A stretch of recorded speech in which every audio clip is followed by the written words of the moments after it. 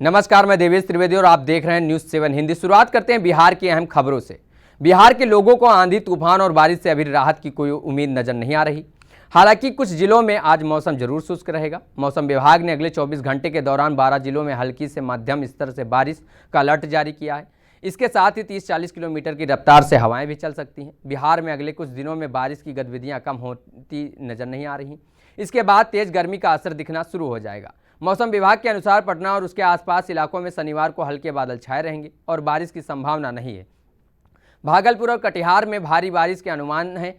इसके साथ ही आज किशनगंज, गोपालगंज, सारण, कटिहार, मेदपुरा, पूर्णिया, बांका, जमुई, खगड़िया, मुंगेर, सीवान, सुपौल, अररिया और पूर्वी पश्चिम चंपारण में हल्की बारिश हो सकती है। इन जिलों में 30 किलोमीटर की रफ्तार से हवाएं चलेंगी और वज्रपात भी हो सकती है। बता दें कि बिहार के पिछले कई दिनों से बारिश, वज्रपात, ओलावृष्टि जारी है। इससे संबंधित घटनाओं में कई लोगों की मौत हो चुकी है। राज्य में पिछले कई दिनों से आकाशीय बिजली गिरने से आंधी तूफान से 80 लोगों की मौत हो चुकी है। वज्रपात, ओलावृष्टि और बारिश से फसलों को भी काफ़ी नुकसान हुआ है। बेमौसम बारिश और ओलावृष्टि से राज्य के कई जिलों में गेहूं की फसलों को काफ़ी नुकसान पहुंचा है, जिससे किसान परेशान है।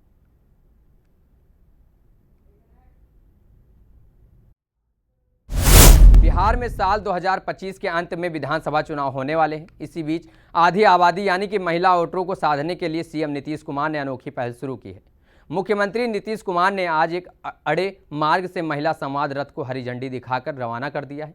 बता दें कि अलग अलग जिलों में जाकर यह संवाद रथ महिलाओं के बीच नीतीश कुमार के कार्यों की जानकारी देगा। खासतौर पर महिला शक्तिकरण, नौकरी, रोजगार और शिक्षा संबंधित सरकार की योजनाओं को प्रमुखता से बताएगा। बता दें कि इस संवाद यात्रा में महिलाओं को यह संदेश दिया जाएगा कि नीतीश कुमार की सरकार ने महिलाओं के हित में क्या क्या काम किया। बता दें कि विधानसभा चुनाव से पूर्व नीतीश सरकार महिला वोटरों को साधने में जुटी हुई है। इसी के तहत इस अभियान को तेज कर दिया गया है। 2 दिन पहले जेडीयू कार्यालय 2025-2030 से नीतीश का नारा देते हुए आधिकारिक पोस्टर भी जारी कर दिया गया है।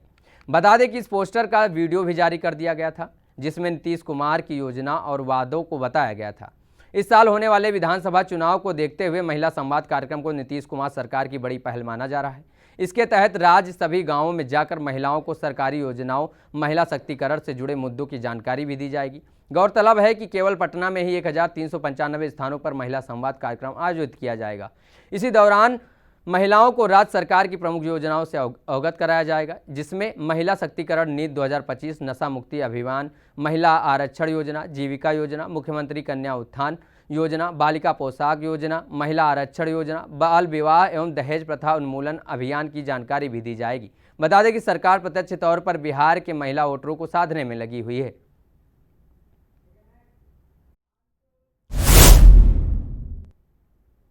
बिहार के दरभंगा से हैरान करने वाला मामला सामने आया है। यहां जिस बच्चे की हत्या के आरोप में एक व्यक्ति को जेल भेज दिया गया था, एक पुलिसकर्मी को सस्पेंड कर दिया गया था, वह बच्चा वापस लौट आया है और उसके अपने अपहरण की पूरी कहानी सुनाई।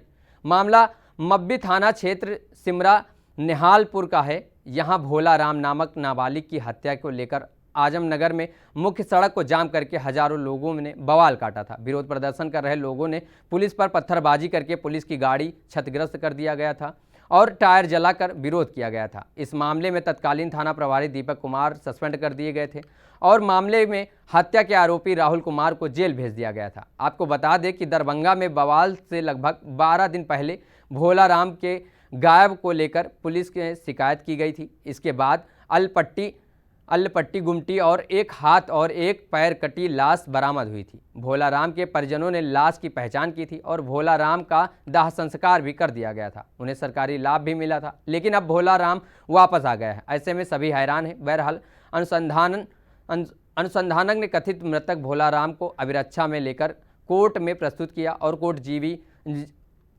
जीवित भोला को बीएनएस की धारा 183 के तहत बयान अंकित करने की याचना की है।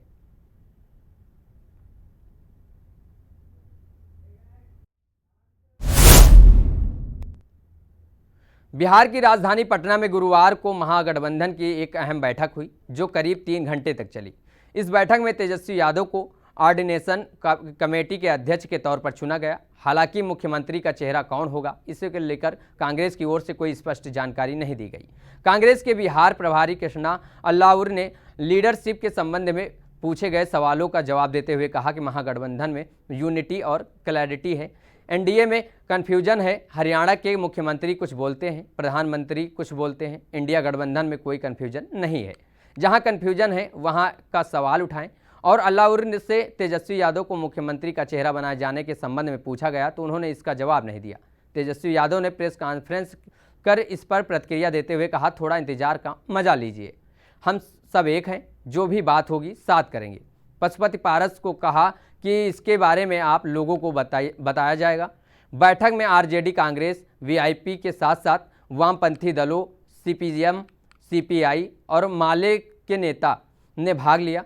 बैठक में राज्य को लेकर प्रखंड स्तर पर ऑर्डिनेशन कमेटी बनाने का ऐलान किया गया। कमेटियां समय समय पर आपस में बैठक करेंगी और अपने एजेंडे को एकजुटता से आगे बढ़ाएंगी।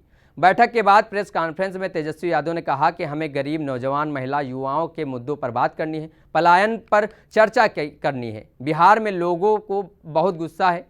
20 सालों से यहाँ खटारा सरकार है। केंद्र की रिपोर्ट बताती है कि बिहार में सबसे ज़्यादा गरीबी है। इस दौरान तेजस्वी यादव ने कहा कि पीएम 11 साल से प्रधानमंत्री हैं, इन्होंने बिहार को क्या दिया?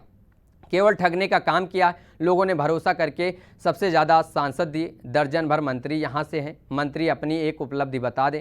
20 साल से डबल इंजन की सरकार का नेतृत्व मोदी नीतीश कर रहे हैं। इनका एक काम बताएं। प्रति व्यक्ति आय में बिहार सबसे पीछे है, किसानों की आय में सबसे पीछे है, निवेश में सबसे पीछे है। इन लोगों ने कोई काम नहीं किया है।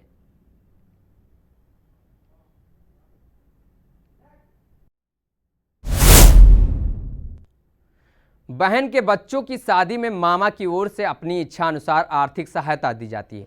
इसे भात या मायरा कहते हैं। राजस्थान में भात भरने की परंपरा काफ़ी पुरानी है, लेकिन नागौर जिले में भात पूरे देश में प्रसिद्ध है, क्योंकि यहाँ मदद के लिए भरा जाने वाला मायरा इतना बड़ा होता है कि लोग हैरान रह जाते हैं। मामा द्वारा अपने भांजे भांजी की शादी में दिल खोल कर खर्च किया जाता है। करोड़ों रुपए नकद दे दिए जाते हैं। साथ ही सोने चांदी के आभूषण, ट्रैक्टर, कृषि यंत्र और अनाज भी दिया जाता है। यही वजह है कि नागौर के भात की चर्चाएं आए दिन होती रहती हैं। नागौर शहर में कुछ दूरी पर जाखन गांव है। इस गांव में रहने वाले रतन, डॉक्टर पूनम चौधरी, थानमन, बिडियासर और संतोष ने अपनी 2 बहनों शारदा और आशा के वहां बड़ा भात भरा है। बहनों का ससुराल नागौर के पास स्थित 1.5 गाँव में है। इन दोनों बहनों की 2 बेटियां सुनीता और अनीता की शादी है। इनकी शादी में बिडियासर परिवार की ओर से 1 करोड़ रुपए का भात भरा गया है। इनमें 51 लाख रुपए नगद, 31 तोला सोना, 3 किलो चांदी, 2 चांदी के नारियल शामिल हैं।